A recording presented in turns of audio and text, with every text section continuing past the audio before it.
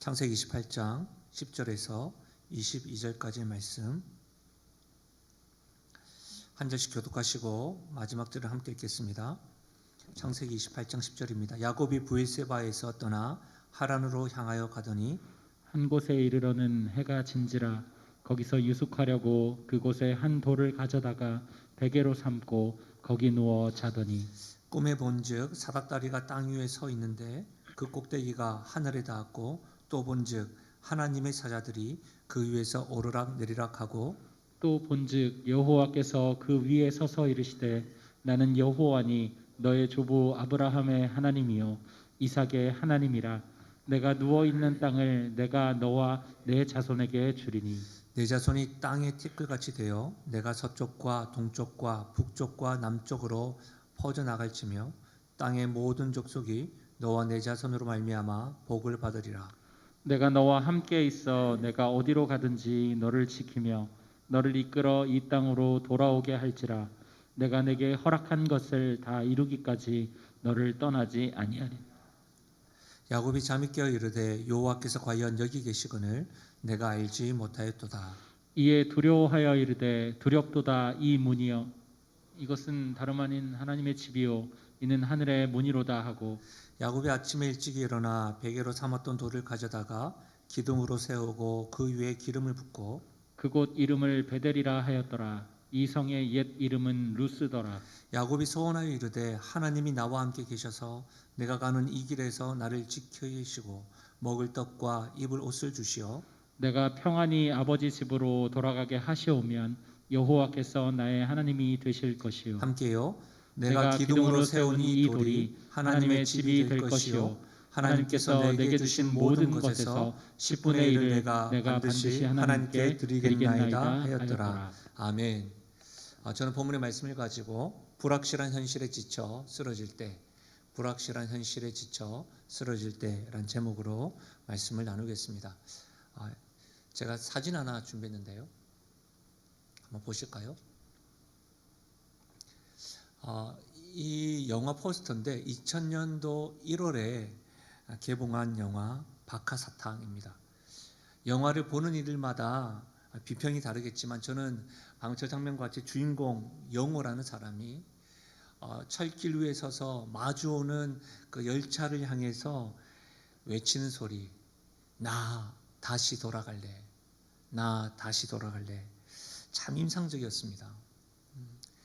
그 인생을 돌이키고 싶은 그 한 사내의 절규가 오래도록 이렇게 마음에 남았었던 거죠.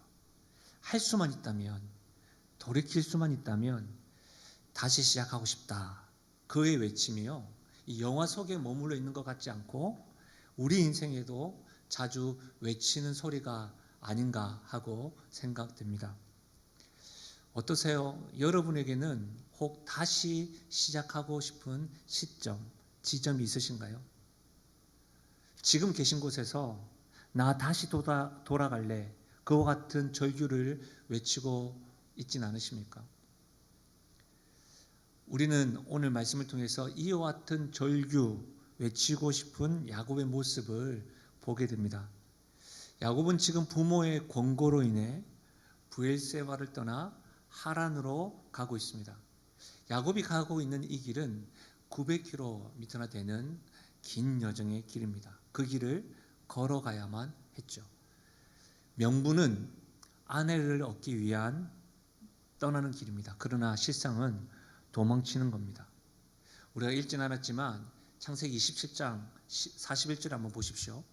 그의 아버지가 야곱에게 축복한 그 축복으로 말미암아 에서가 야곱을 미워하여 심중에 이르기를 아버지를 곡할 때가 가까웠은즉 내가 내 아우 야곱을 죽이리라 하였더니 맏아들 에서의 이 말이 리브가에게 들리매 이에 사람을 보내어 작은 아들 야곱을 불러 그에게 이르되 내 형 에서가 너를 죽여 그 한을 풀려하니 내 아들아 내 말을 따라 일어나 하란으로 가서 내 오라버니 라반에게로 피신하여 내 형의 노가 풀리기까지 몇 날 동안 그와 함께 거주하라.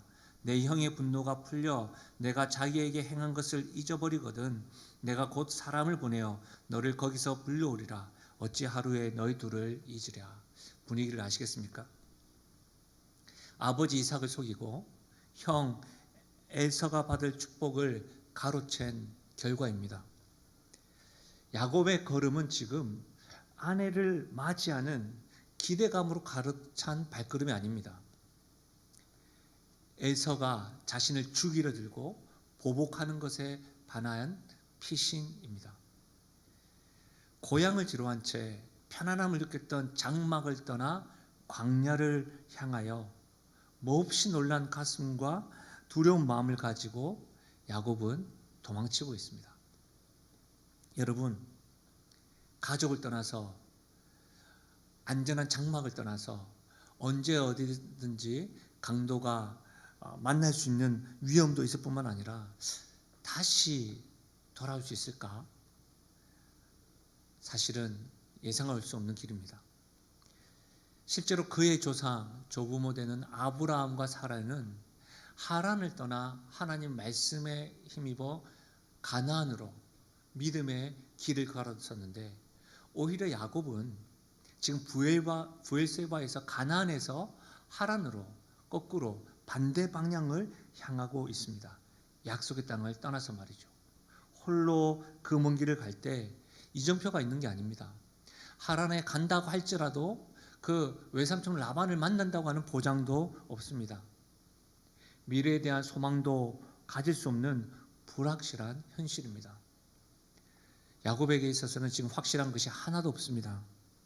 처절한 심정으로 지금 돌베개를 베고 잠을 청했습니다.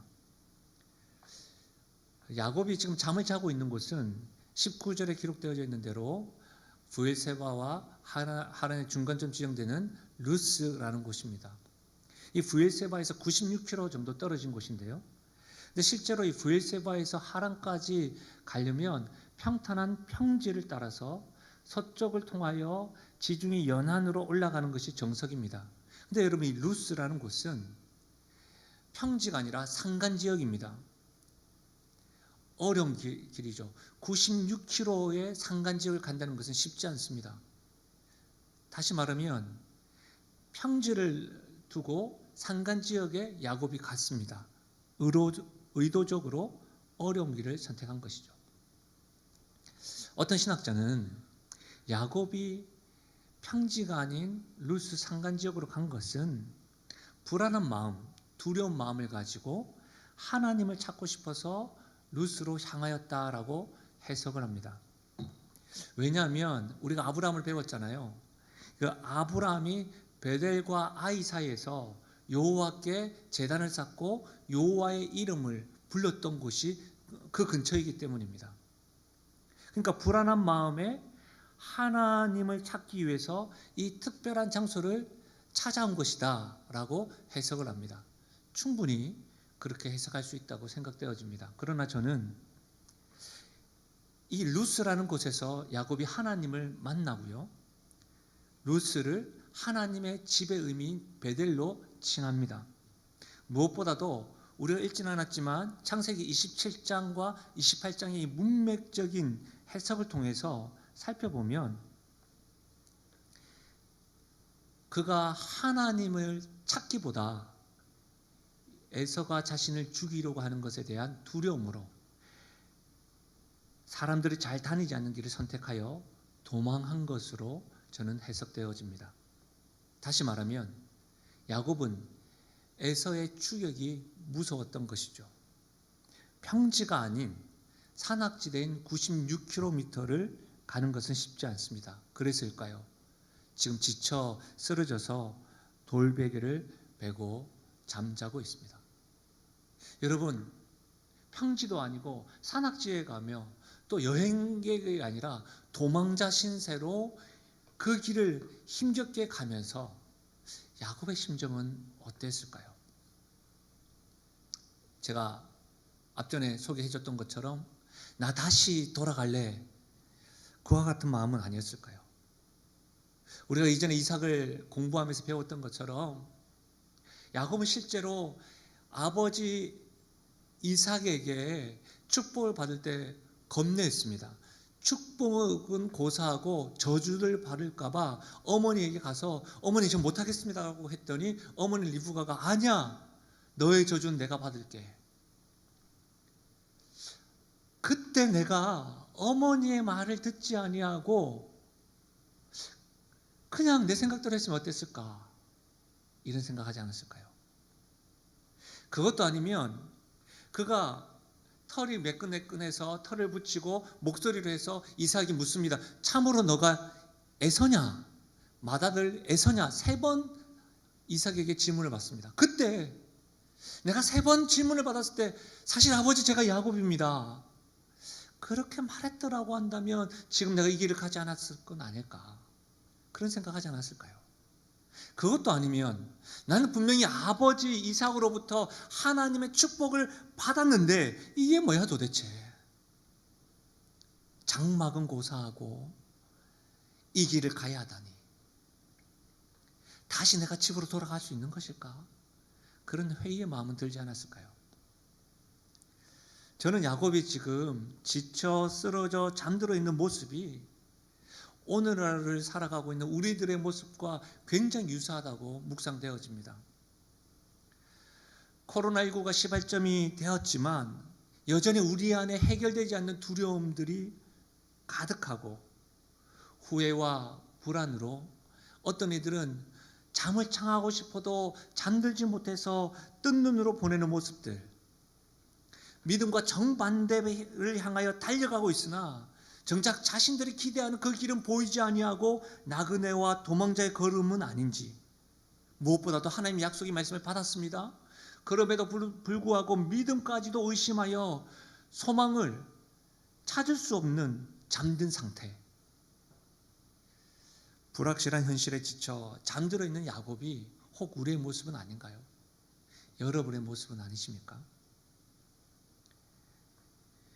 지쳐 쓰러져 있는 야곱이 잠들었을 때 하나님께서 그에게 꿈을 보여주십니다. 정신과 의사이자 정신분석학의 창시자 지그문트 프로이드는 이 꿈을요, 그날의 잔류물이라고 불렀습니다. 프로이드는 이루지 못한 소망이거나 유아기에서 비롯된 본능적인 충동, 억누른 성적 욕망의 표출이 꿈이라고, 또 꿈을 통해서 나타난다고 보았습니다. 야곱이 꾼 꿈이 이루지 못한 소망, 본능적인 충동, 억누른 성적 욕망의 표출일까요? 아닙니다. 하나님께서 꿈꾸게 하셨습니다. 그렇다면 우리는 하나님이 보여주시고 꿈꾸게 하신 이 꿈의 의미를 살펴봐야 하는 것이죠. 저는 오늘 말씀을 하나님이 꿈꾸게 하신 꿈의 의미들을 살펴보면서 말씀의 은혜를 나누려고 합니다. 하나님께서 야곱에게 보여주신 꿈의 의미, 첫 번째는 바로 이것입니다. 하나님과의 첫 만남입니다. 하나님과의 첫 만남. 야곱은 꿈에 지금 땅 위에서 하늘에 닿아 있는 사닥다리를 보았습니다.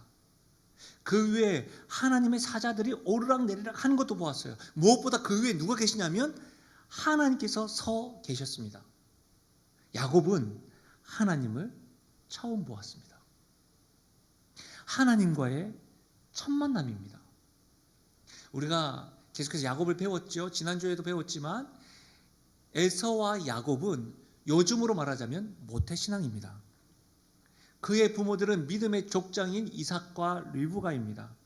요즘으로 말하자면 기독교 환경 속에서 자랐습니다. 코로나19가 있다 할지라도, 코로나20이 온다 할지라도 에서와 야곱은 예배드리기를 힘썼을 겁니다. 그렇게 배웠으니까요. 그렇게 살았으니까요. 부모를 통해 하나님에 대해서 배우고 말씀도 반복해서 들었음이 분명합니다. 그러나 꿈에서 하나님을 처음 보았습니다. 우리 주변에 신앙생활을 오래 하였음에도 불구하고 하나님을 만나지 못한 사람들이 많습니다.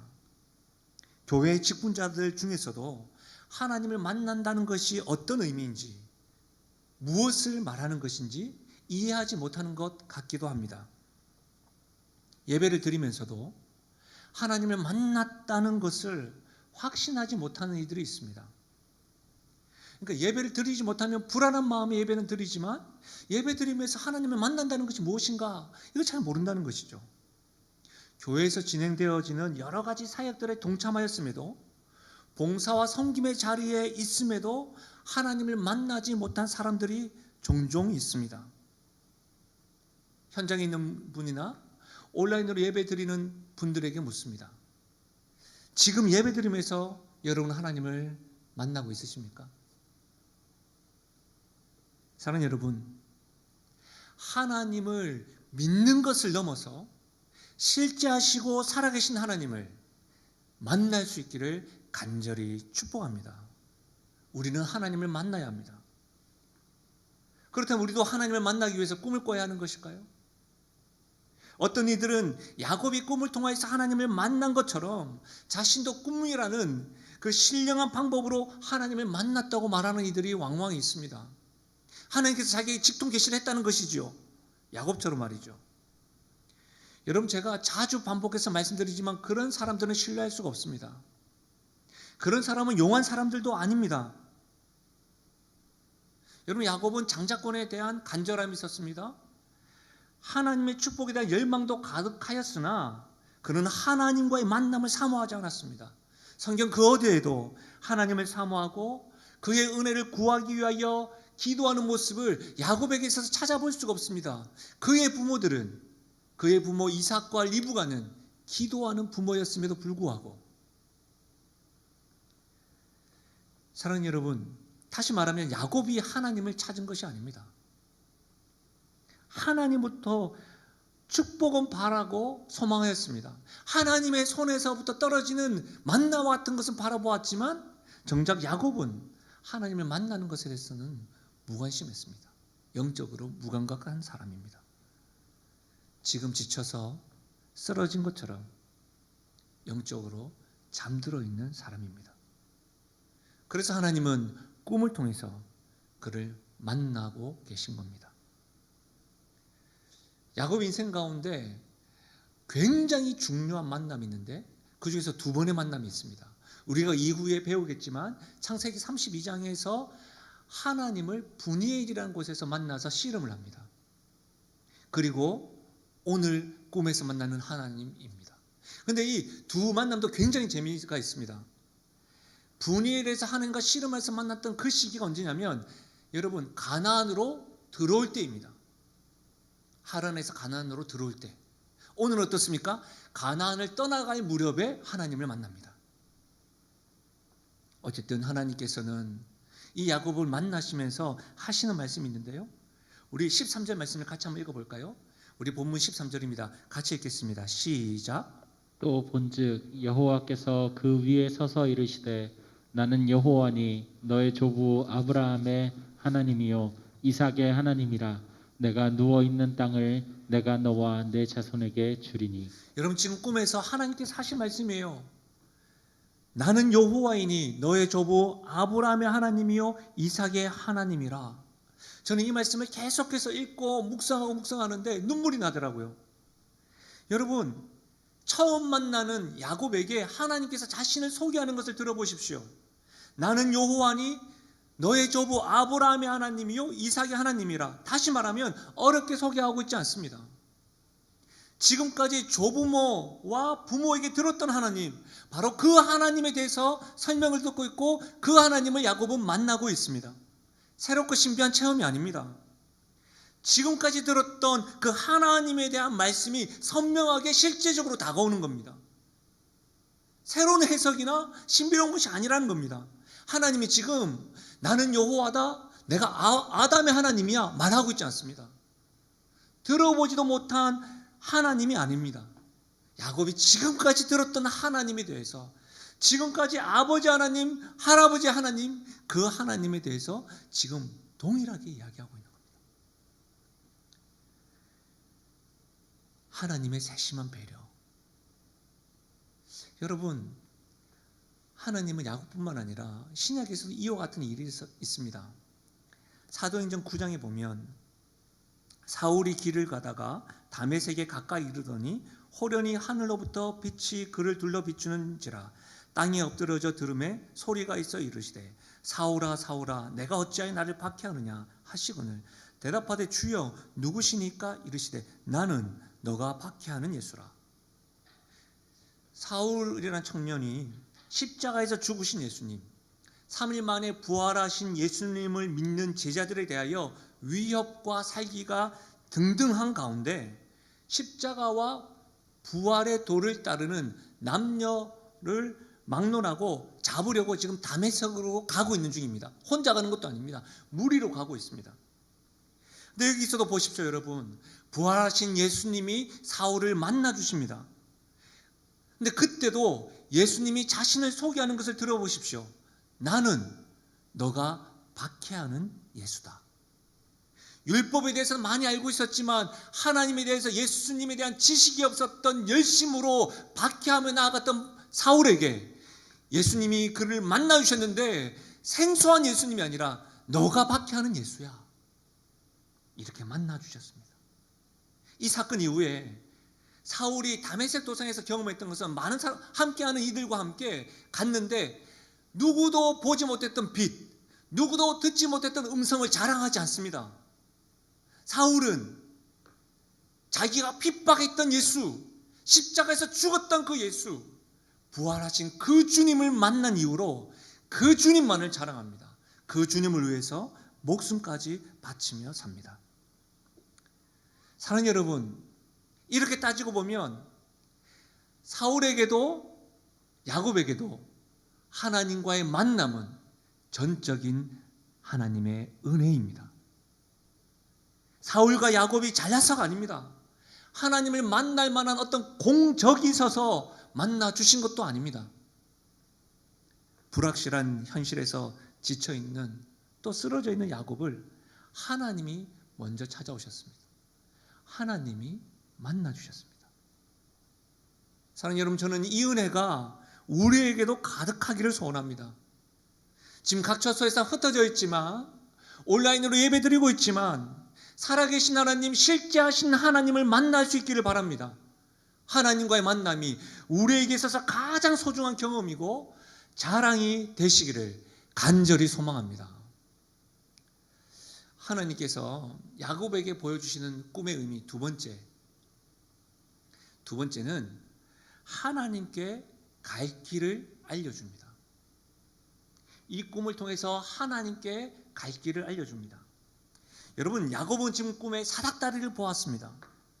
사닥다리의 원어는 술람이라고 하는 명사인데 흔히 사다리를 번역되어집니다. 그런데 당시 문화로 이해할 때면 아마 이것이 우리가 알고 있는 사다리가 아니라 계단 모양일 것이다 라고 추정을 합니다. 근데 여기서 중요한 것은 사닥다리의 모양이 어떠하냐가 아닙니다. 사닥다리가 의미하는 것이 무엇이냐, 이것이 너무 중요한 것이죠. 여러분 12절을 보십시오. 우리가 읽었던 12절. 꿈에 본즉 사닥다리가 땅 위에 서 있는데 그 꼭대기가 하늘에 닿았고 또 본즉 하나님의 사자들이 그 위에서 오르락 내리락 하고 있다. 땅에서부터 하늘에까지 닿았다는 거예요.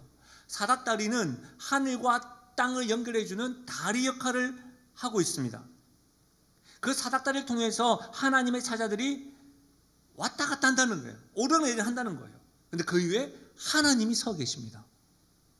여러분, 조금 좋은 성경에 보시면 이 말씀에 보면 아마 영어로 되어 있든지 기역니언으로 되어 있든지 해서 관주 성경이라는 것이 있는데 여러분 그 관주 성경에 보면 요한복음 1장 51절이라고 기록되어져 있을 거예요. 요한복음 1장 51절 한번 보실래요? 또 이르시되 진실로 진실로 너희에게 이르노니 하늘이 열리고 하나님의 사자들이 인자 위에 오르락 내리락 하는 것을 보리라 하시니라. 예수님께서 나다나엘과 대화 중에 하신 말씀입니다. 인자 위에 오르락 내리락 하는 것을 보리라. 인자 위에 누구죠? 예수님인 거죠. 하늘과 땅 사이를 연결하는 사닥다리는 예수님입니다. 하늘과 땅 사이가 아무리 높고 넓다 한들 그 무한한 간격을 잇는 다리는 예수님입니다. 예수님을 통해서만 하늘로부터 복이 내려옵니다. 예수님을 통해서만 땅으로부터 하늘까지 닿을 수 있다는 사실입니다. 그래서 우리는 예수님을 사랑하는 것이죠. 그래서 우리는 예수님을 따르는 것이죠.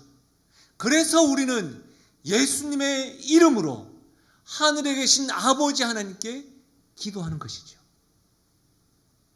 예수님의 말씀입니다. 요한복음 14장 6절에 예수께서 이르시되 내가 곧 길이요 진리요 생명이니 나로 말미암지 않고는 아버지께로 올 자가 없느니라.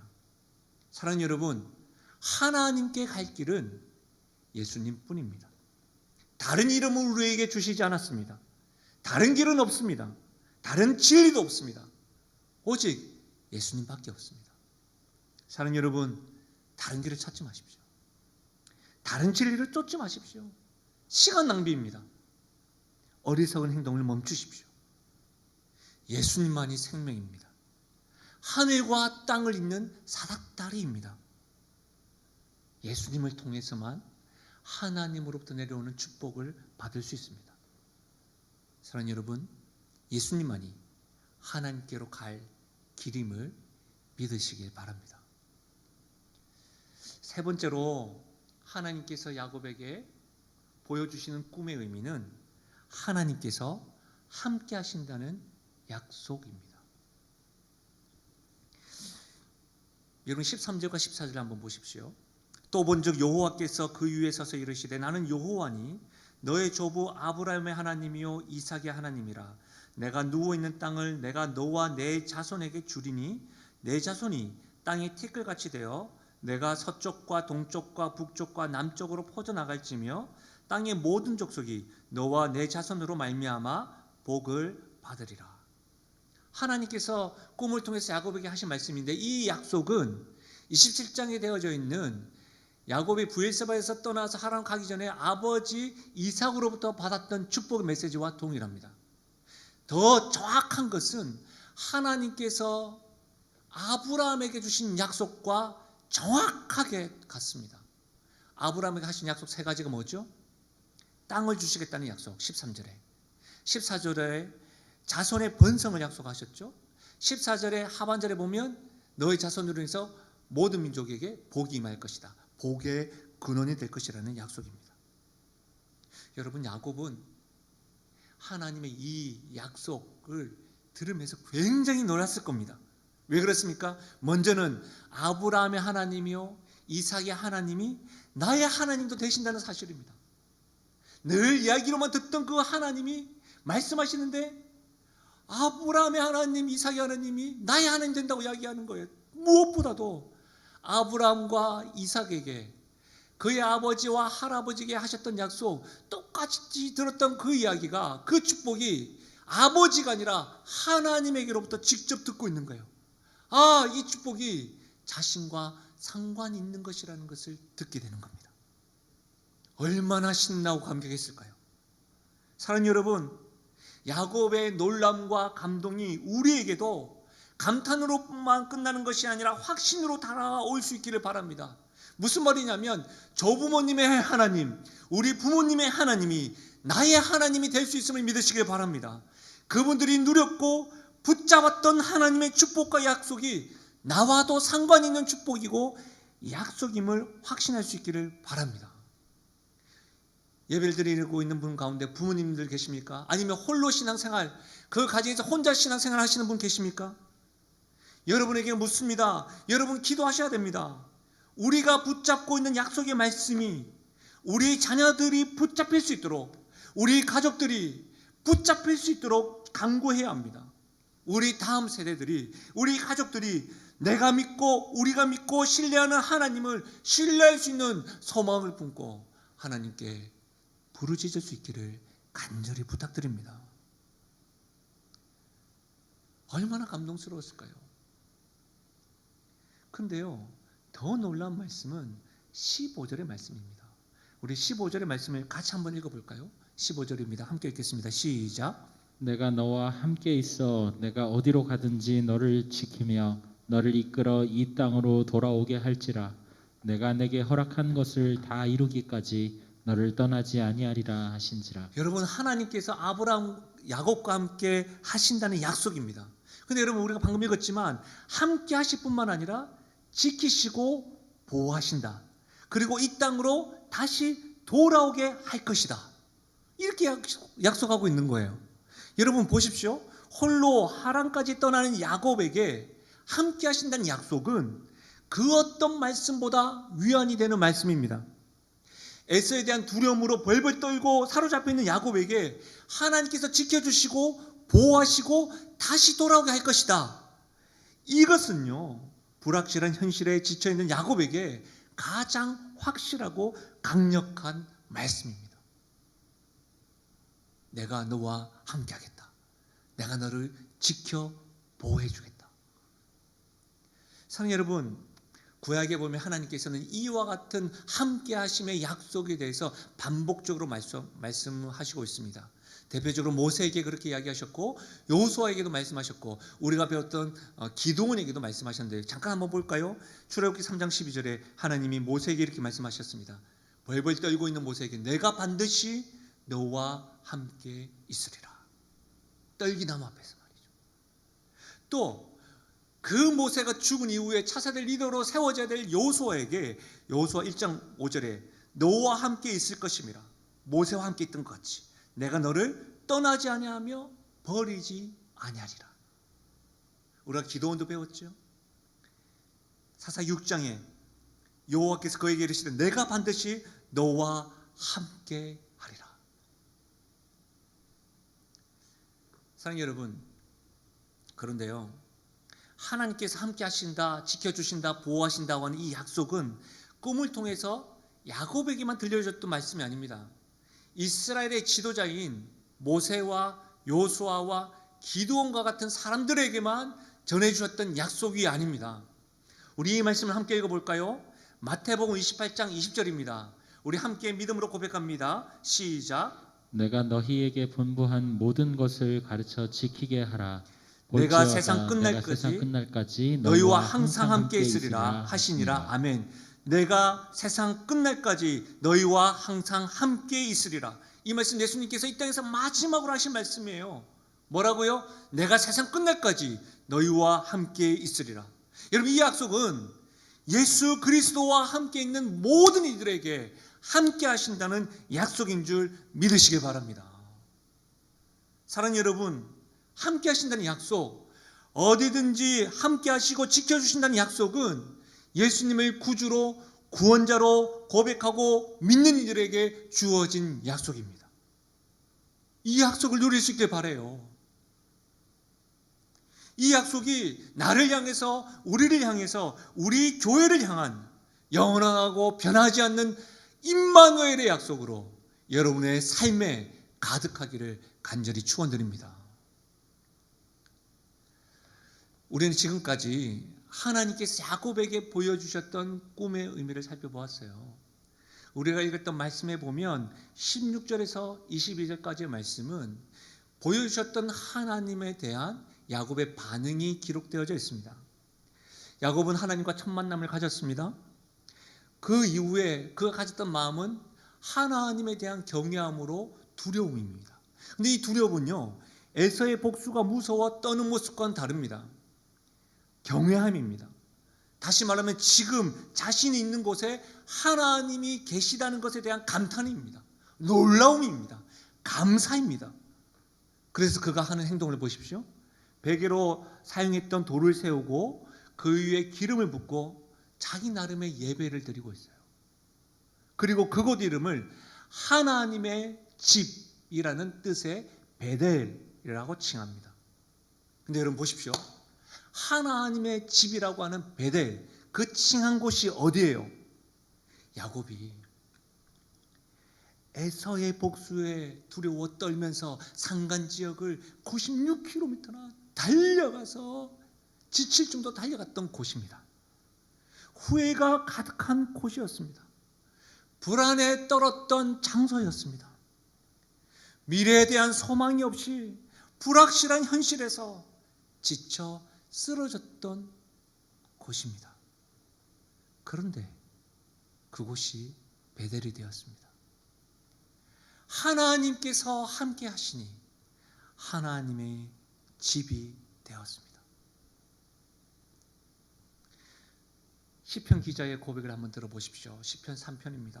내가 누워 자고 깨었으니 여호와께서 나를 붙드심이로다. 천만인이 나를 애워사 진친다 하여도 나는 두려워하지 아니하리이다. 시편 기자가 잠들기 전에 두렵고 떨린 가운데 있었지만 그 잠 가운데 하나님께서 자신을 붙들고 계심을 경험하고 누워 자고 깨었으니 여호와께서 나를 붙드심이라. 여호와께서 나와 함께 하시고 지켜주시고 보호하신다는 것을 깨닫고 난 이후에 그의 고백은 뭐예요? 천만인이 나를 애워싸 진친다 할지라도 나는 두려워하지 아니하리라. 사랑하는 여러분, 지금 여러분은 어떤 장소에 있으신가요? 어떠한 힘겨움과 고통스러운 장소에 있다고 하더라도 그곳에 하나님께서 함께 하신다면, 하나님의 약속, 함께 하신다는 약속의 말씀을 붙잡고 있다면 여러분, 그곳이 베델이요 하나님의 집입니다. 할렐루야. 이 사실을 명심하십시오. 제가 이 사실을 깨닫고 난 이후에 계속 말씀을 준비하면서 계속 흥얼거리고 계속해서 찬양하게 된 거예요. 높은 산이 거친 들이 조막이나 궁궐이나 내 주 예수 모신 곳이 그 어디나 하늘나라. 높은 산이 거친 들이 초막이나 궁궐이나 내 주 예수 모신 곳이 그 어디나 하늘나라. 할렐루야 찬양하세. 내 모든 죄 사함 받고 주 예수와 동행하니 그 어디나 하늘나라. 주 예수와 동행하니 그 어디나 하늘나라. 높은 산인 줄 알았는데, 거친 들인 줄 알았는데, 두려워 떨었던 곳이었는데, 후회가 막심한 곳이었는데, 쓰러져 지쳤던 곳이었는데, 우리 주님께서 나를 만나주시고 함께 하신다는 약속의 말씀을 경험하고 나니 그곳이 베델이었습니다. 그곳이 하나님의 집이었습니다. 사랑하는 여러분, 이 경험과 이 은혜가 있기를 바랍니다. 야곱은 하나님을 만난 후에 예배를 드릴 뿐만 아니라 오늘 20절에서부터 22절에 보면 그는 서원하고 11조를 합니다. 어떤 사람은 11조를 강조하기 위해서 근거로 제시하는 말씀이 바로 이 말씀입니다. 이런 것이죠. 야곱이 하나님을 만난 이후에 가장 먼저 한 것이 11조야. 그러니 당신들이 하나님을 만났어요? 그러면 11조를 해야 하는 것입니다 라고 말을 합니다. 그러나 여러분, 오늘 20절에서 22절 말씀을 좀 자세히 보시면 야곱은 11조를 강요와 강조가 아니라 자발적으로 하고 있습니다. 그리고 또 한 가지는 11조의 의미에 대해서 좀 기록되어져 있어요. 뭐라고 되어져 있습니까? 하나님께서 내게 주신 모든 것, 하나님께서 내게 주신 모든 것에서 10분의 1을 드리겠습니다. 다시 말하면 하나님이 내게 주신 모든 것의 소유자는 하나님이십니다라고 인정되는 사람은 11조를 드릴 수가 있는 겁니다. 11조는 나에게 주신 모든 것의 주인은 하나님이십니다라고 인정하며 드리는 것이 11조라는 거예요. 또한 야곱은 서원하고 있습니다. 실제로 이 서원에 대해서는 많은 신학자들과 설교자들이 크게는 두 가지로 이렇게 논쟁을 계속해서 벌이고 있는 거예요. 야곱의 서원은 서원이 아니고 흥정이라는 것이죠. 그 이유가 뭐냐면 21절과 21절에 보면 야곱이 이렇게 이야기합니다. 하나님께서 나를 지켜 보호하시고 나를 돌아오게 하시면 하나님 나의 하나님이 될 것입니다. 이렇게 만일 이렇게 하시면 이렇게 될 것입니다. 흥정하는 거예요. 흥정. 그리고 내가 11조를 드리겠습니다. 흥정으로 보는 거예요. 근데 어떤 사람은 아니야, 서원이다. 그가 알고 있는 범위 내에서 하나님께 응답한 것이다 라고 그렇게 이해를 합니다. 분명한 사실은 여러분 성경 어디에 봐도 하나님께서 야곱의 소원을 비판하지는 않습니다. 이렇게 따지고 보면 소원이 아닐까 싶습니다.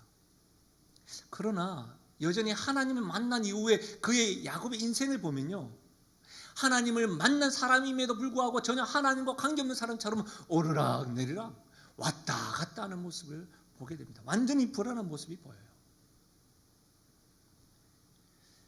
말씀을 준비하면서 제가 찬송을 얼마나 많이 불렀는지, 높은 산이 거친 들이 초막이나 궁궐이나 계속해서 흥얼거리고 또 동네를 돌으면서도 계속해서 찬양을 했어요. 저는 여러분 호흡하는 것처럼 하나님을 자연스럽게 만난 적이 있습니다. 실제 하시는 하나님과 동행한 경험도 있습니다. 제 삶에요, 또 우리 가정의 기도 제목에 하나님께서 세밀하게 응답하셨을 뿐만 아니라 교회와 성도를 섬길 때에도 부족한 저를 그냥 두지 아니하시고 은사를 주시고 또 하나님 역사를 많이 경험하게 하여 주셨습니다. 그 은혜를 베풀어 주셔서 여기까지 온 것이 사실입니다. 그런데요, 제 모습 속에 오락가락 왔다 갔다 하는 야곱의 모습이 보일 때가 있습니다. 부족함이 많은 야곱의 모습이 저의 모습임을 부정하지 못하겠습니다. 그럴 때면 얼마나 싫은지 모릅니다. 그럴 때면 저 혼자서 내가 정말 목사가 맞는지, 내가 하나님을 만난 사람이 맞는지, 그리스도인이 맞는지 스스로 질문합니다. 그러다가 어떻게 된 줄 아세요? 지쳐 쓰러져 잠이 듭니다. 영적인 잠을 자기도 합니다. 여러분 그런 적 없으세요? 근데 그럴 때 저를 잠에서 깨우는 것은 하나님의 말씀이었습니다. 대표적으로 로마서 8장입니다. 들어보십시오. 내가 확신하노니 사망이나 생명이나 천사들이나 권세자들이나 현재일이나 장래일이나 능력이나 높음이나 깊음이나 다른 어떤 피조물이라도 우리를 우리 주 그리스도 예수 안에 있는 하나님의 사랑에서 끊을 수 없으리라. 사랑하는 여러분, 우리의 연약하고 부족한 모습임에도 불구하고 하나님을 만난 이후에 서원하고 고백하고 결단한 이후에도 또다시 부족하고 넘어지다 할지라도 우리를 우리 주 그리스도 예수 안에서 있는 하나님의 사랑에서 끊을 수 없음을 확신할 수 있기를 바랍니다. 그 사랑 때문에 영적으로 지쳐서 쓰러져 있다 할지라도 그 사랑으로 말미암아 다시 일어날 수 있는 우리 모두가 될 수 있기를 바랍니다. 말씀을 마무리하겠습니다. 저는 설교 앞부분에 영화 바카사탕을 잠시 소개했습니다. 용호라는 40대 주인공이 나 다시 돌아갈래 그렇게 절규하였죠. 여러분, 야곱은 어땠을까요? 아니요, 야곱은 어떨까요? 불확실한 현실에 지쳐 쓰러져 있는 그는 만약 뭐라고 말할까요? 두려움과 불안과 회의 등으로 옷 입었던 야곱은 지금 이전으로 돌아가고 싶을까요? 이렇게 뛰쳐나오고 도망쳐기 이전, 속이기 이전으로 돌아가고 싶을까요? 그는 뭐라고 말할까요? 뭐 성경에 나오지 않지만 아마도 그는 지쳐 쓰러진 그곳에서 하나님이 만나주시고 함께 하신다는 약속의 말씀을 듣고서는 쓰러진 곳, 지친 곳이, 잠들어 있는 그곳이 베델이구나, 하나님의 집이구나, 아 그렇구나, 장소와 형편의 문제가 아니라 나를 만나주신 하나님, 그분의 약속의 말씀이 있는 곳은 광야가 아니라 하나님의 집이라는 사실을 알았을 겁니다. 또 넘어지겠죠. 또다시 지칠 때가 있겠죠. 믿음이 약하여 회의가 들어 약하고 나약한 모습을 또 직면하겠죠. 그건 우리도 마찬가지 아닐까요? 그럴 때마다 야곱을 만나주신 하나님이 나의 하나님이요, 세상 끝날까지 내가 너희와 함께 하리라 약속하신 그 주님의 사랑, 그 사랑에서 어느 누구도 그 어느 무엇도 끊을 수 없다고 하는 그 사실을 명심하여서 지쳐 쓰러질 때, 불확실한 현실에서 지쳐 쓰러질 때에도 믿음의 길을 걸어갈 수 있는 우리 모두가 될 수 있으면 좋겠습니다. 그 은혜대로 용기 내십시오. 함께 하신 하나님, 베들의 하나님이 우리에게 있습니다. 말씀을 생각하면서 우리가 이 찬양을 주님께 올려드렸으면 좋겠는데요, 이것이 우리의 기도 제목이 되었으면 좋겠습니다. 우리 괜찮으시면 우리 다 함께 일어서서 찬양하며 나가실까요? 하나님은 너를 지키시는 자, 너의 우편에 그늘 되시니 낮에 해와 밤에 달도 너를 해치 못하리, 너를 해치 못하리. 하나님은 너를 지키시는 자, 하나님은 너를 지키시니 너의 환난을 명쾌하시니 너의 환난을 면케하시니 그가 너를 지키시리라. 그가 너를 지키시리라. 너의 출입을 지키시리라. 너의 출입을 아멘. 지키시리라. 눈을 들어 산을 보아라. 눈을 들어 산을 보아라. 너의 도움 어디서 오나. 천지 지으신 너를 만드신 여호와께로다. 여호와께. 우리 이 시간에 가슴에 손을 얹고 찬양하실까요? 하나님은 나를 지키시는 자, 하나님은 나를 지키시니 나의 우편에 그늘 대시니 나의 우편에 그늘 되시니 낮의 해와 밤의 달도 낮의 해와 그 어떤 것도 그 어떤 형편도 나를 해치 못하리. 나를 해치 못하리. 아멘. 하나님은 나를 지키시는 자, 하나님은 나를 지키시니 나의 환난을 명쾌하시니 나의 환난을 명케하시니 그가 나를 지키시리라. 그가 나를 지키시리라. 나의 출입을 지키시리라.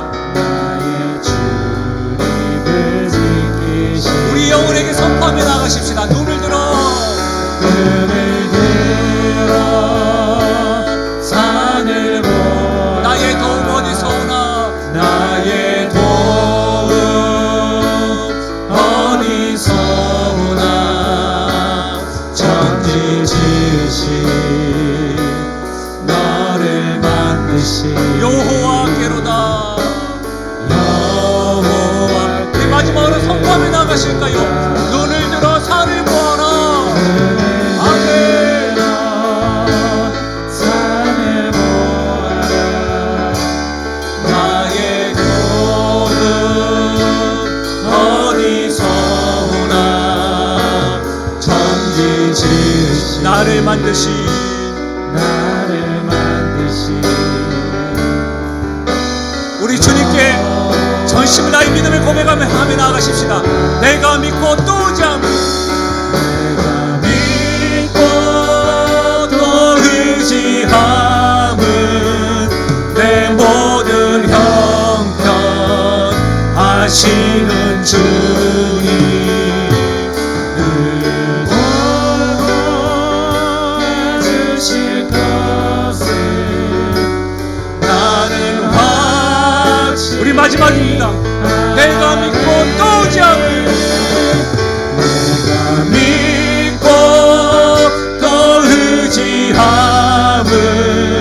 내 모든 형편 하시는 주 늘 보호해 줄 것을. 주님 그렇습니다. 나는 확실히 아네. 나는 확실히 아네. 우리 선포하실까요? 나는 확실히 아네. 나는 확실히 아네. 우리 시간 기도하며 나가실까요? 하나님 아버지, 여러분 어떤 것을 두려워하여 지쳐 있으십니까? 불확실한 현실에 혹 후회하고 소망이 없는 것 같아 하나님 약속에 대한 회의로 인하여 잠자고 싶지만 도저히 잠이 오지 않고 영적으로 잠들어 있는 상황은 아니십니까? 하나님의 약속의 땅에서 믿음 반대쪽으로 달려감에도 불구하고 길이 보이지 않아 막막하진 않으십니까? 나 다시 돌아갈래. 여러분 그렇게 절규하시나요?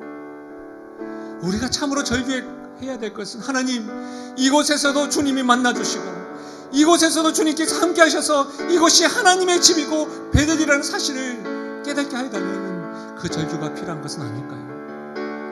하나님의 말씀 성령께서 깨우쳐 주신 대로 우리 시간 소리내어서 하나님 앞에 기도하며 나가십시다. 기도하겠습니다. 하나님 아버지 참으로 감사합니다. 하나님 아버지,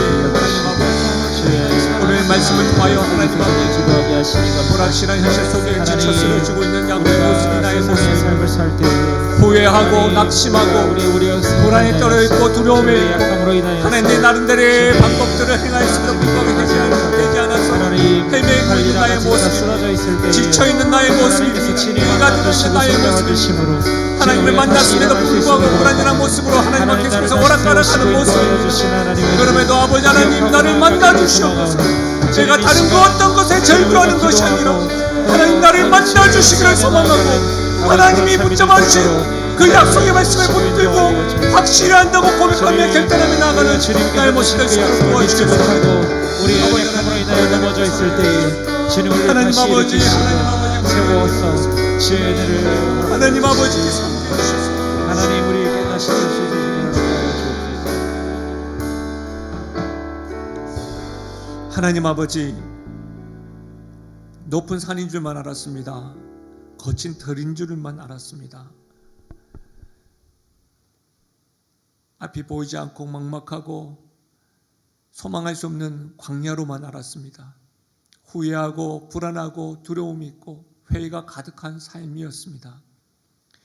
불확실한 현실 가운데 지쳐만 갑니다. 그래서 하나님, 내 안에 이전으로 돌아가고 싶다, 그렇게 절규도 외친 적이 있습니다. 그러나 주님, 이렇게 무감각하고 지쳐있는 나에게 먼저 찾아와 주셔서 만나주신 하나님, 그 하나님의 만나주시고 약속해 주신 그 말씀을 절규하듯 붙들며 믿음의 길을 걸어가겠노라고 고백하면 우리를 되게 하여 주시옵소서. 우리가 있는 장소가 어떤 장소와 형편의 문제가 아니라 하나님께서 함께 계시고 하나님의 약속이 있음을 통하여 그곳이 베델이요 하나님의 집이라는 사실을 알고 우리가 용기 내어 믿음의 길로 나아갈 수 있도록 은혜 더하여 주옵소서. 하나님을 만나고서도 야곱과 같이 불완전한 모습을 보일 때가 있습니다. 그런 모습을 직면할 때면 참으로 더 힘겨울 때도 있습니다. 주님, 이런 우리도 끝까지 포기하지 아니하시고 세상 끝날까지 내가 너희와 함께 하신다는 그 주님의 사랑 잊지 아니하고 꼭 붙들고 나아가는 믿음의 사람, 믿음의 청년들 되게 하여 주옵소서.